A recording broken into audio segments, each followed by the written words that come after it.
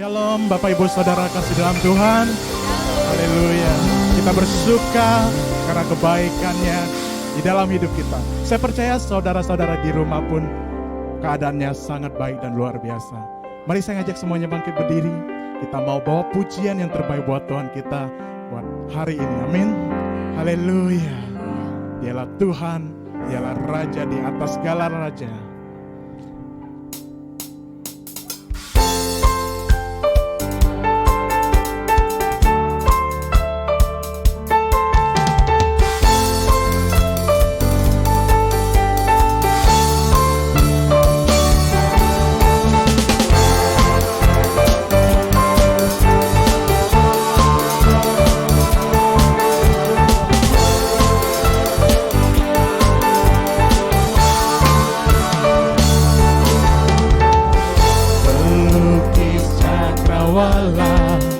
Merangkai jagat raya, pencipta alam semesta, pemilik kehidupan yang sanggup menyelamatkan, dialah jalan kebenaran. Kami rindukan kuasa lawatan-Mu, kebangkitan pasti terjadi.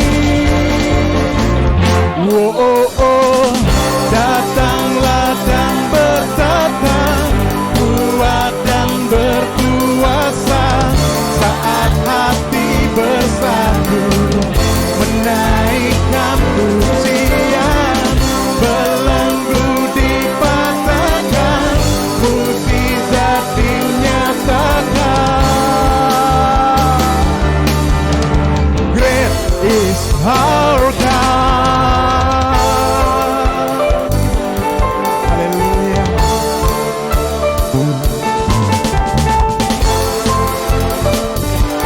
Dialah pemilik kehidupan, Dia sanggup. Mari sama-sama katakan, pemilik kehidupan yang sanggup. Haleluya.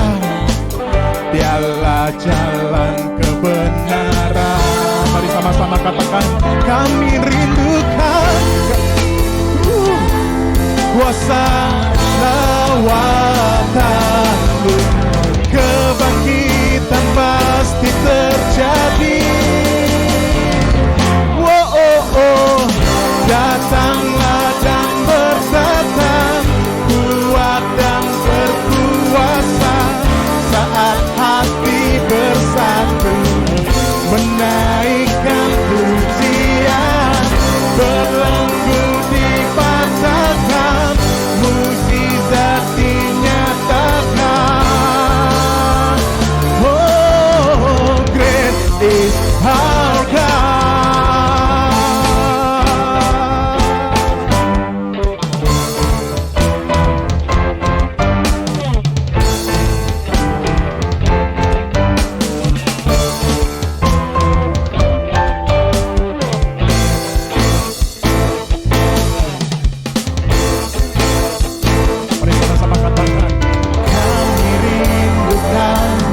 Kuasa lawatan-Mu,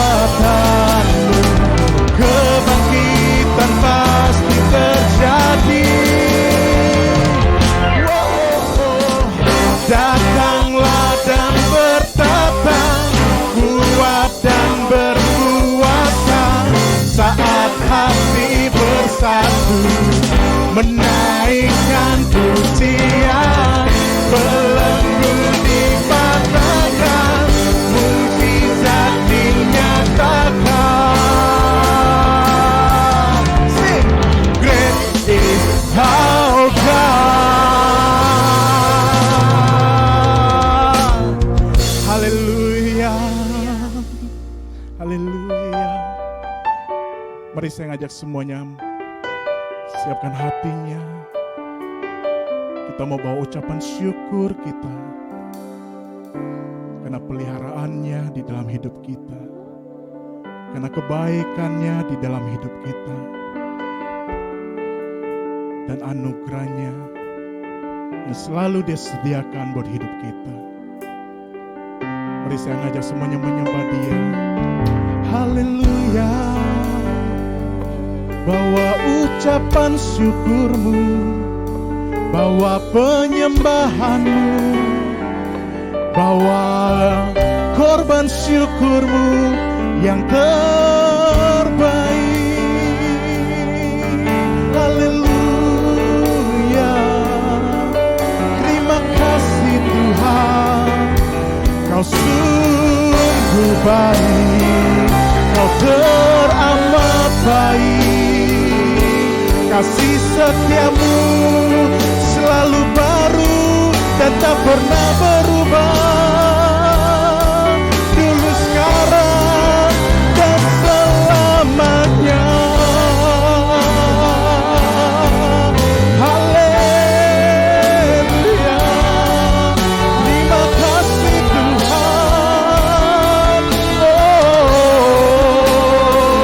Kami sembah Kau, kami memuji-Mu, sebab Kau teramat baik, sebab Kau sangat baik. Haleluya. Hati kami melimpah dengan syukur, hati kami bersyukur punya Allah seperti-Mu, Yesus. Kami percaya Kau ajaib, Kau luar biasa, dan Kau layak disembah. Haleluya.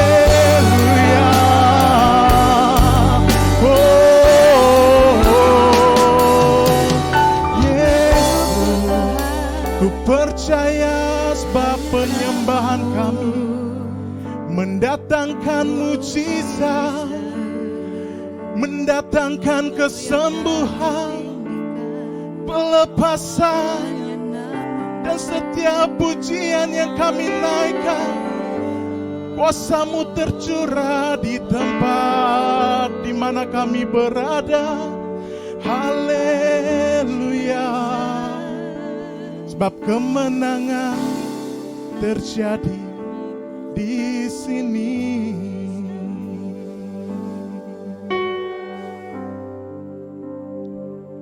Yesus,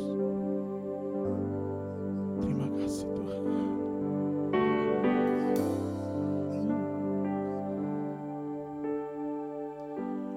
Ku menyembah dalam kudus hadirat-Mu, hampiri tata kasih karunia-Mu Bapa. Terima kasih Tuhan.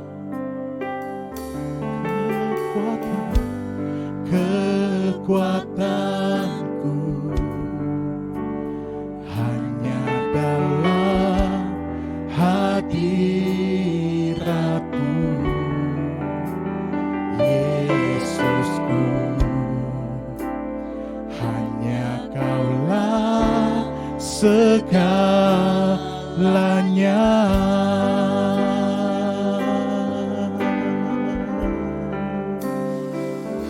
Ku yakin Kau hadir di sini. Ku rasakan kuasa yang tak terbatas.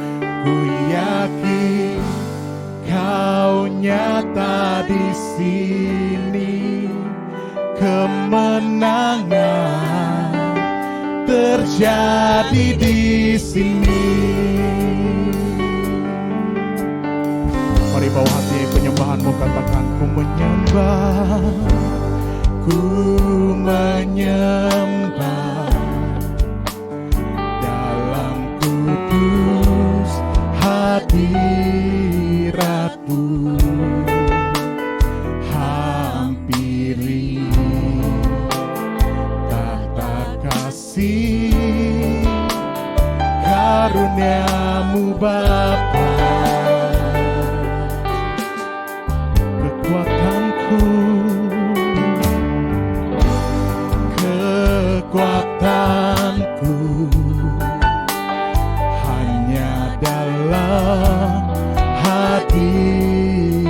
mujizatmu, Yesusku.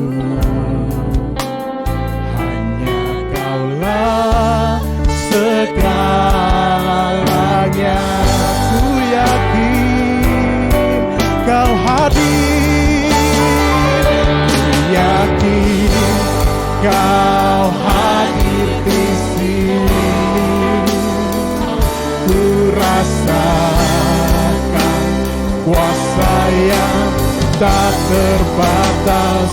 Ku yakin Kau nyata di sini. Kemenangan terjadi di sini. Segenap jiwaku memujimu. Sungguh besar Kau Yesusku. Segenap hatiku, segenap hatiku menyembahmu. Kau besar, Kau besar, Kau besar, Kau besar.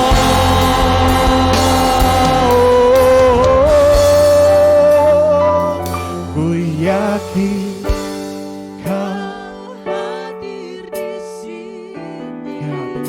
penuh kami percaya Kau hadir di tempat ini, Tuhan. Kuasa yang tak terbatas. Ku yakin Kau nyata di sini.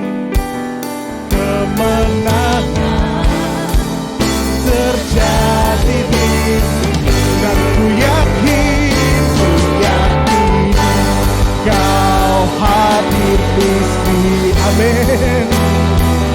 Ku rasakan kuasa yang tak terbatas. Ku yakin Kau nyata di sini. Kemenangan terjadi di sini. Kesembuhan, kesembuhan terjadi di sini. Kelepasan, kelepasan, oh, terjadi di sini.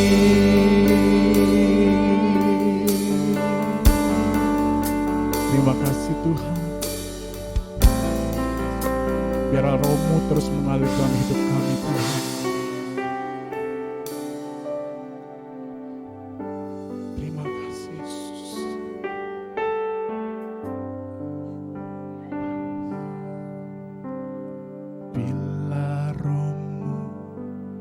Bekerja, tak ada yang mampu menahannya. Pribadi yang agung dan mulia, tercurah untuk hati yang terbuka.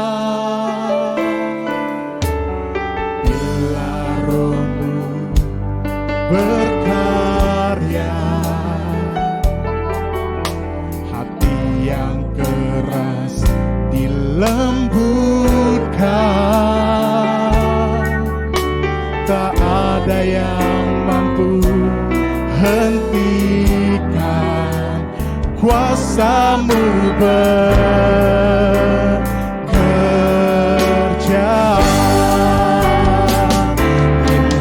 Waktu-Mu Roh Kudus penuhi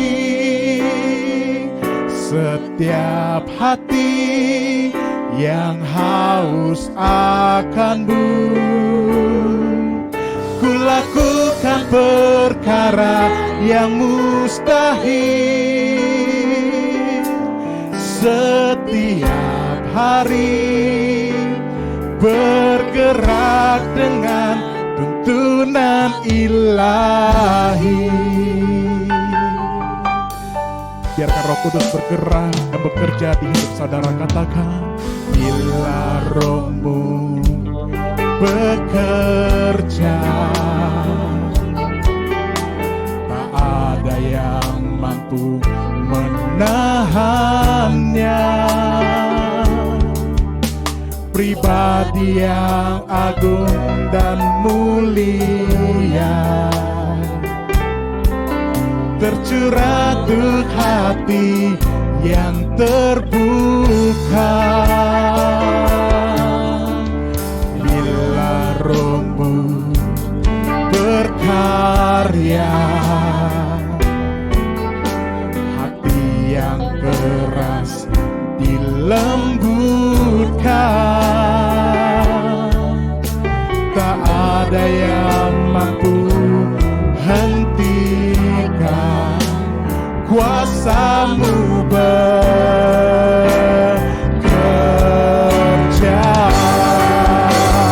Di waktu-Mu Roh Kudus penuhi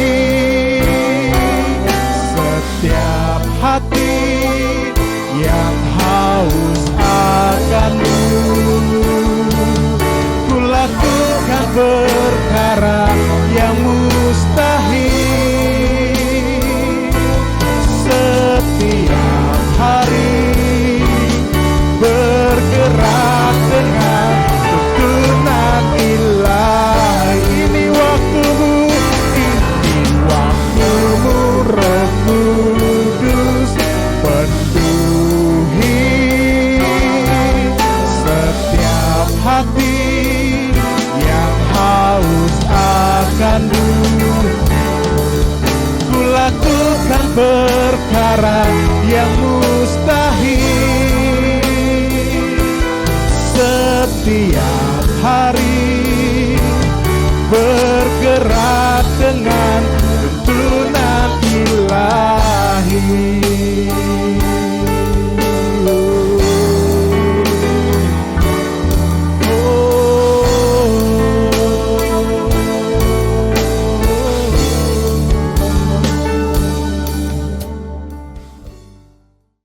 Terima kasih Tuhan, biar Roh-Mu yang bekerja di tempat ini Tuhan, mengurapi kami Tuhan. Kami percaya Tuhan, umat-Mu di tempat ini Tuhan, melakukan semua perkara Tuhan, tidak ada yang mustahil bagi Engkau.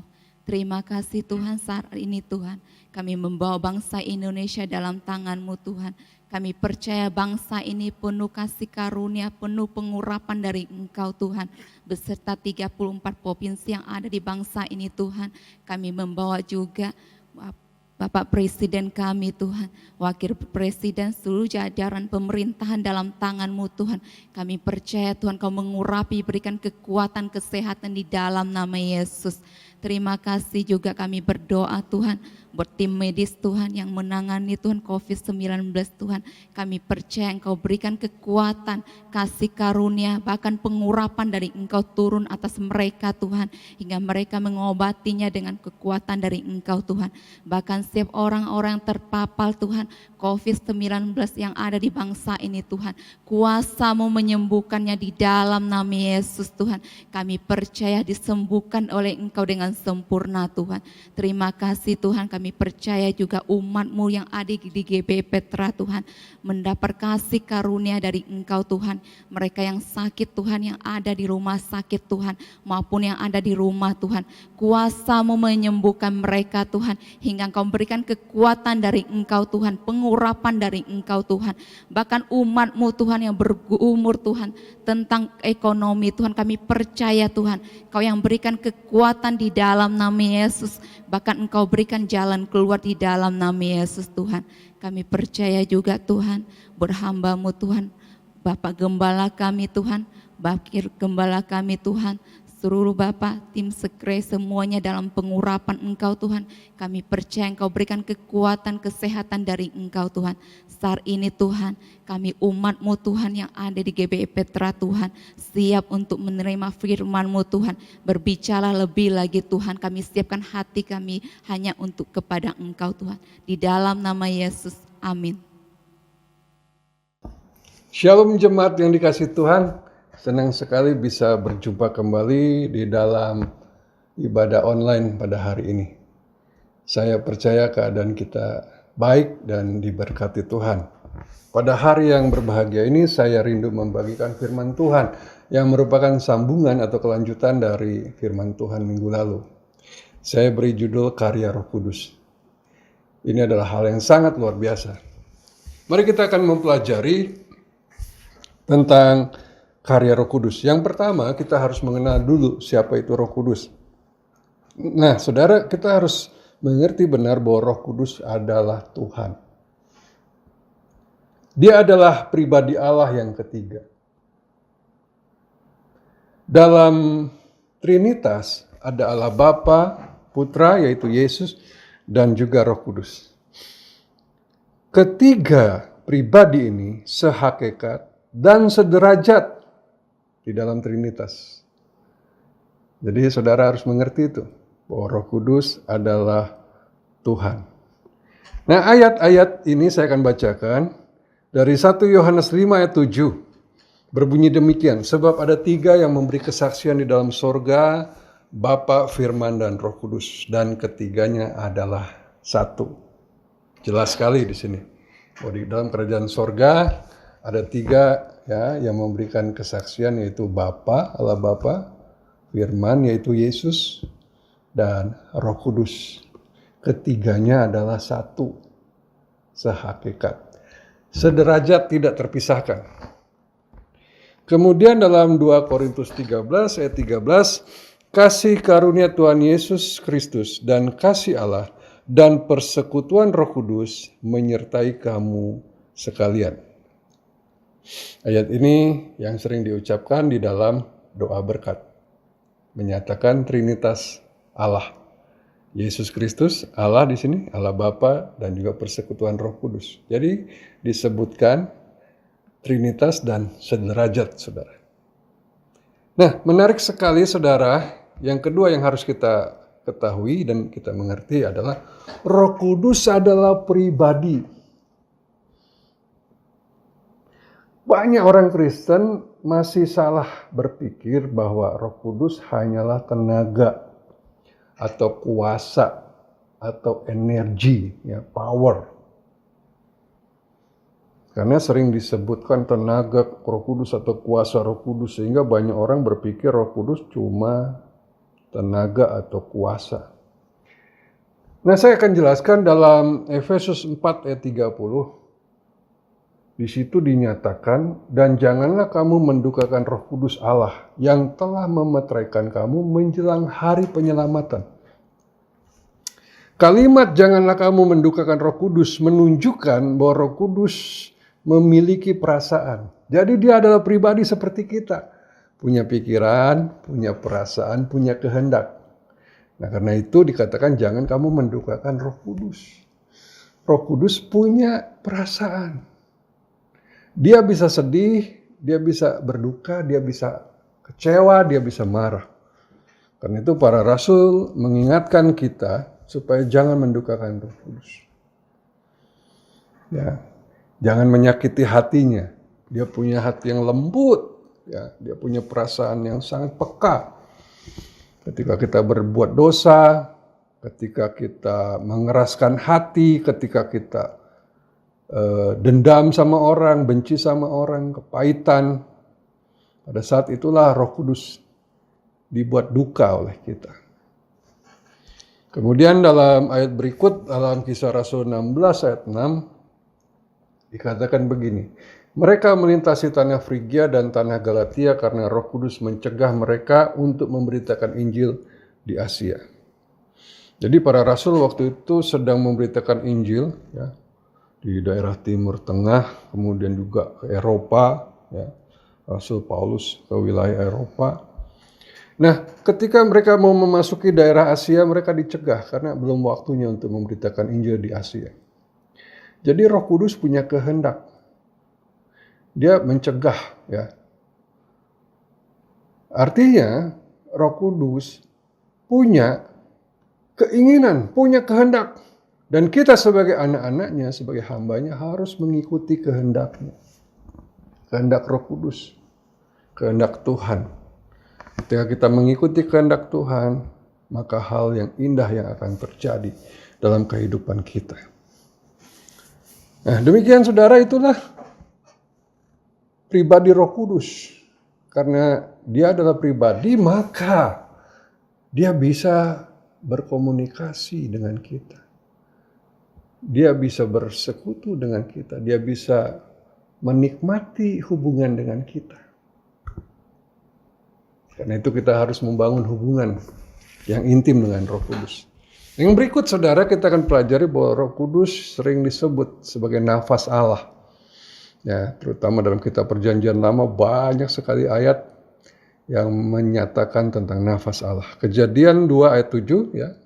Salah satunya kita akan melihat, ketika itulah Tuhan Allah membentuk manusia itu dari debu tanah dan menghembuskan nafas hidup ke dalam hidungnya. Demikianlah manusia itu menjadi makhluk yang hidup. Pada saat Allah menciptakan manusia, dia membentuk dari debu dan tanah. Dibentuk seperti figur ya, seperti manusia, kayak patung dari debu tanah, tapi belum bergerak. Ketika Allah menghembuskan nafas ke dalam hidung patung atau tanah liat yang sudah dibentuk seperti manusia itu, ketika dihembuskan nafas, maka jadi hidup. Jadi makhluk hidup yang namanya manusia. Jadi di sini jelas sekali betapa pentingnya peranan Roh Kudus dalam penciptaan manusia. Nah saudara, di dalam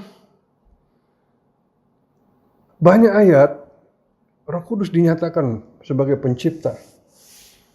Kejadian 1 ayat 2, bumi belum berbentuk dan kosong, gelap gulita menutupi samudera raya, dan Roh Allah melayang-layang di atas permukaan air.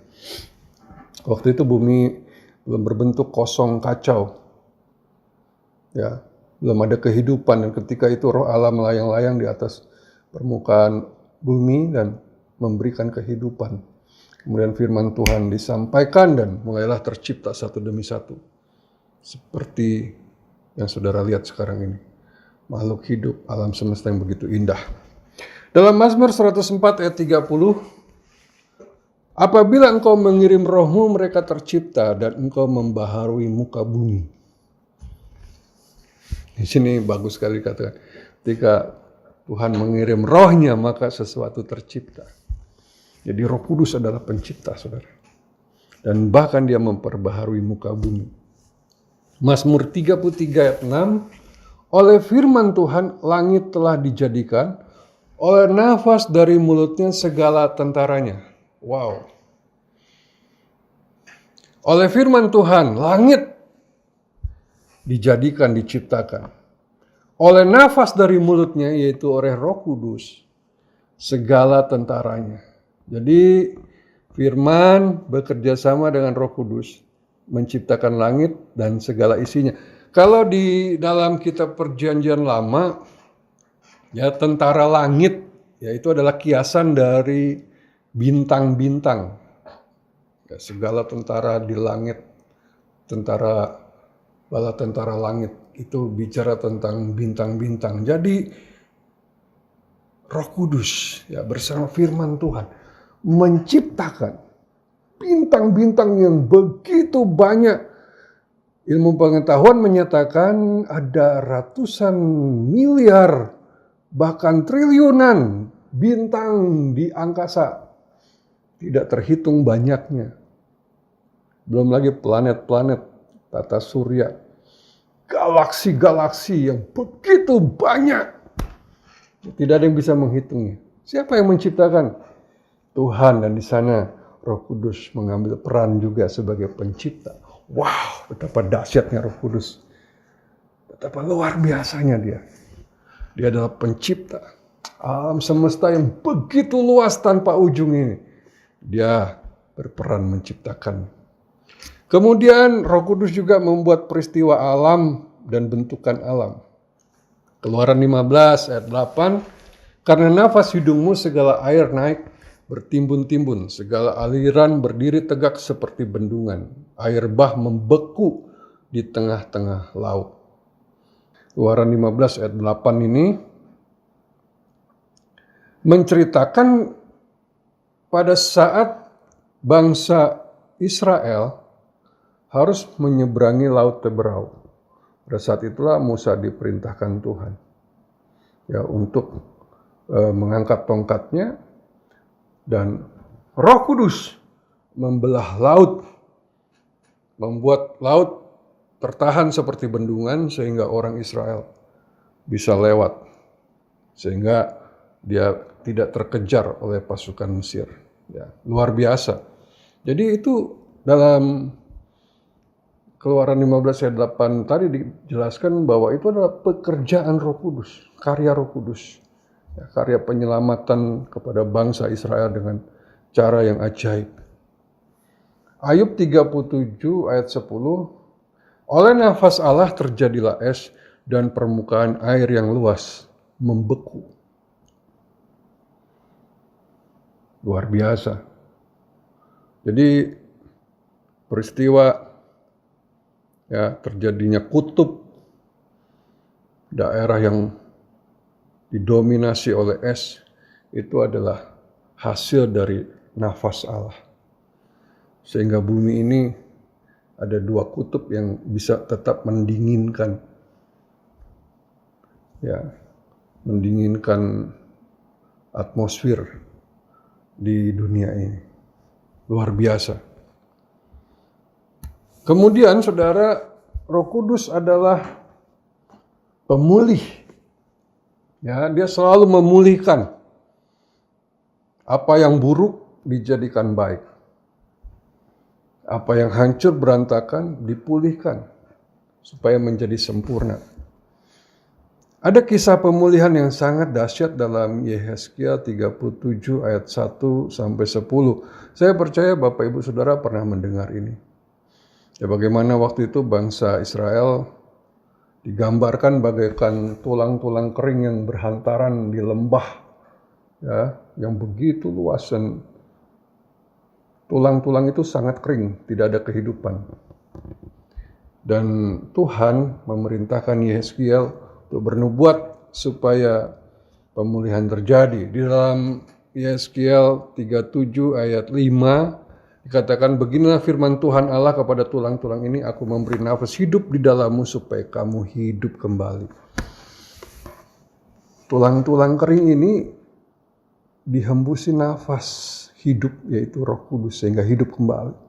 Bahkan dalam ayat 10 dikatakan, lalu aku bernubuat seperti diperintahkannya kepadaku, dan nafas hidup itu masuk ke dalam mereka, sehingga mereka hidup kembali. Mereka menjejakkan kakinya suatu tentara yang sangat besar. Haleluya. Jadi tulang-tulang kering ini dihembusi nafas Allah atau Roh Kudus ketika Yehezkiel bernubuat. Mereka menjadi hidup, bukan cuma hidup, mereka menjadi tentara yang sangat besar, yang sangat dahsyat. Puji Tuhan. Nah saudara, jadi begitu banyak karya dan hasil pekerjaan Roh Kudus. Kemudian kita lihat saudara, dalam Alkitab seringkali ditulis bahwa Roh Kudus menghinggapi ya para tokoh Alkitab dan memberi kuasa kepada mereka untuk melakukan kehendak Allah dan perbuatan-perbuatan ajaib. 1 Samuel 16 ayat 13 berbunyi demikian. Samuel mengambil tabung tanduk yang berisi minyak itu dan mengurapi Daud di tengah-tengah saudara-saudaranya. Sejak hari itu dan seterusnya berkuasalah Roh Tuhan atas Daud. Lalu berangkatlah Samuel menuju Rama. Sebelumnya Daud adalah manusia biasa, anak kecil yang suka menggembalakan domba-dombanya. Tetapi ketika dia diurapi oleh Samuel, apa yang terjadi? Maka Roh Kudus berkuasa ya atas Daud sejak hari itu. Artinya Roh Kudus memenuhi dia dengan kekuatan dan kuasa, kemampuan ilahi, sehingga dia sanggup mengalahkan Goliat, sanggup memimpin bangsa Israel menuju kejayaan pada saat pemerintahan. Itu adalah karya Roh Kudus, bukan karena kemampuan dari Daud.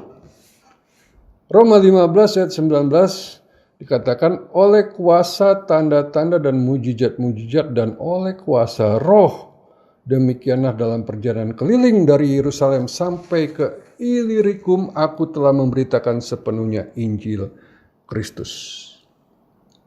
Jadi Paulus memberitakan Injil ke berbagai daerah, berbagai kota, dan dia melakukan mujizat oleh karena kuasa Roh Kudus. Jadi Roh Kudus ketika menghinggapi atau memenuhi seseorang, maka orang itu bisa melakukan perbuatan-perbuatan ajaib dan bisa melakukan kehendak Allah.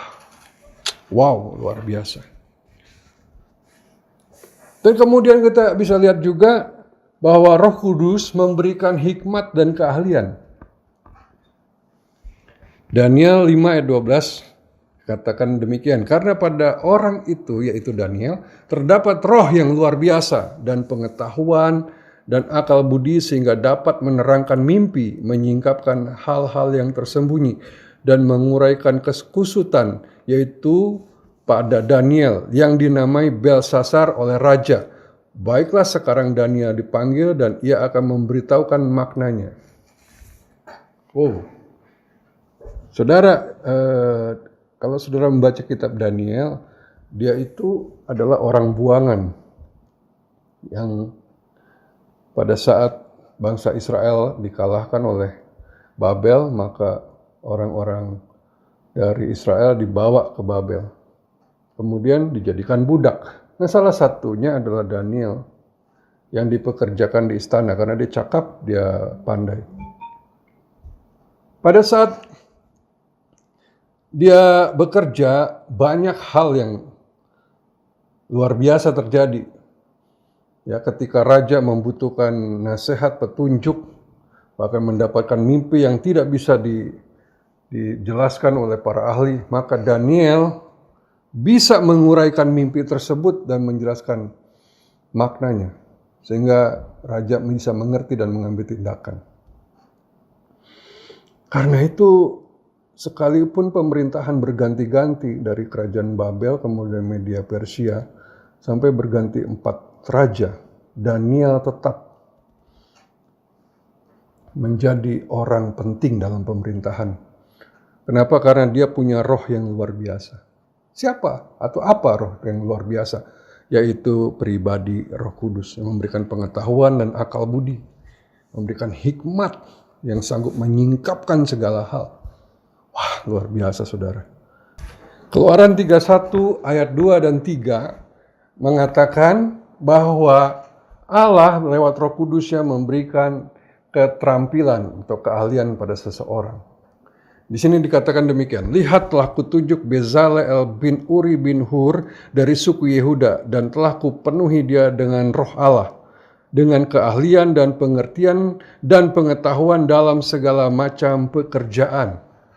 Ya, waktu itu Musa bersama para imam membangun kemah suci dengan semua perabotan yang luar biasa, ya rumit, begitu banyak. Pada saat membangun itu Allah memberikan kepada Bezalel bin Uri keahlian, keterampilan sehingga dia bisa membuat ya karya yang sangat hebat, membuat tirai-tirai, membuat barang-barang dari emas, dari tembaga, dari perak, ukiran-ukiran, anyaman-anyaman, dan begitu banyak pekakas kemah suci. Dengan kemampuannya dia nggak bisa, tapi roh Allah memberikan kemampuan itu. Saya percaya sampai detik ini pun, ya Tuhan memberikan keahlian kepada kita dalam setiap bidang yang kita geluti. Saudara, kemudian yang menarik sekali dikatakan bahwa roh Allah yaitu Roh Kudus mengalahkan iblis. Matius 12 ayat 28 berbunyi demikian, tetapi jika aku mengusir setan dengan kuasa roh Allah, maka sesungguhnya kerajaan Allah sudah datang kepadamu. Haleluya. Yesus berkata bahwa ia mengusir setan dengan kuasa roh Allah. Dengan kuasa roh Allah, Yesus mengusir setan. Maka kita pun bisa mengusir setan dengan kuasa roh Allah. Jadi pada saat Yesus 2000 tahun yang lalu ada di muka bumi, dia menghardik, mengusir setan-setan roh jahat. Dia menggunakan kuasa roh Allah. Demikian juga pada saat akhir zaman nanti. Pertempuran terakhir antara Tuhan Yesus dengan iblis. Dengan cara apakah Tuhan Yesus mengalahkan iblis? Kita akan lihat dari 2 Tesalonika 2 ayat 8. Pada waktu itulah si pendurhaka baru akan menyatakan dirinya. Tetapi Tuhan Yesus akan membunuhnya dengan nafas mulutnya dan akan memusnahkannya kalau ia datang kembali. Wow. Di akhir zaman nanti antikris akan muncul, menguasai seluruh dunia, ya, mengambil alih kembali dunia, dan pada saat itu Yesus datang kedua kali. Ketika Yesus datang, maka dia akan membunuh antikris dengan nafas mulutnya, yaitu dengan kuasa Roh Kudus. Puji Tuhan. Nah, dengan demikian Roh Kudus adalah roh yang lebih besar dari segala roh yang ada di dalam dunia, bahkan di alam semesta ini. Kita akan lihat ya dalam 1 Yohanes 4 ayat 4, katakan kamu berasal dari Allah anak-anakku dan kamu telah mengalahkan nabi-nabi palsu itu, sebab roh yang ada di dalam kamu lebih besar daripada roh yang ada di dalam dunia.